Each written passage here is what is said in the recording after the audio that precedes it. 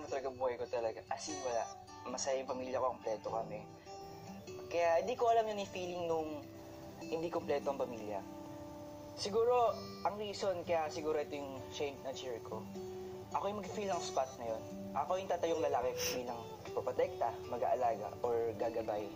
Sabi nga niya, boys will come and go. Ako, I will always come and I will never go. MCE, JD. MCE, JD. MCE, JD. MCE, JD. Ayun yung sayo ko na una ko siyang nakitang sumaya talaga. Meaningful sa akin yung sayo kong ito. Tapos tingin ako sa kanya. Sabi sa pakiramdam nakita ko siyang ngumiti kasi after all na nangyari sa kanya. M for memories. Kasi alam ko marami kami na memories na napagdaanan din. At gusto ko maging future pa to. Mas maraming memories.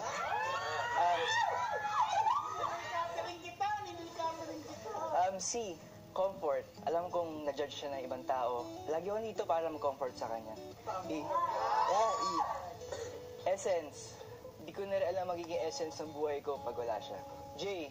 Joy.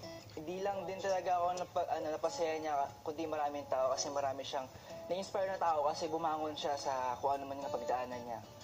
D. Dear. M-C-E-J-D. The acronym of the person that I want to cheer and support because it is for my dear princess. Ito.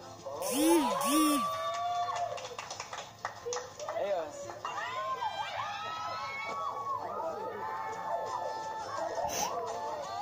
Makoy and Denise, sa barangay kayo magpaliwanag ng nararamdaman nyo sa isa't isa. Abangan bukas, ano ang reaksyon ng housemates sa cheer ni Makoy para kay Elise. Proud of you, Kuya Makoy. I'm proud of you. 150 points pogi yun, ah. Ate Elise, anong feeling? Share naman yun.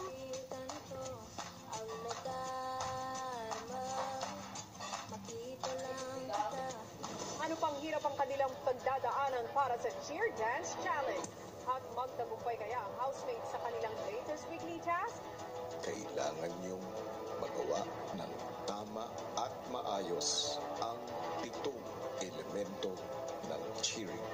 Sa oras na may sumablay kayo ay mabibigo. Abangan ang lahat ng yan bukas ng gabi dito lang sa Pinoy Big Brother Lucky Season 7.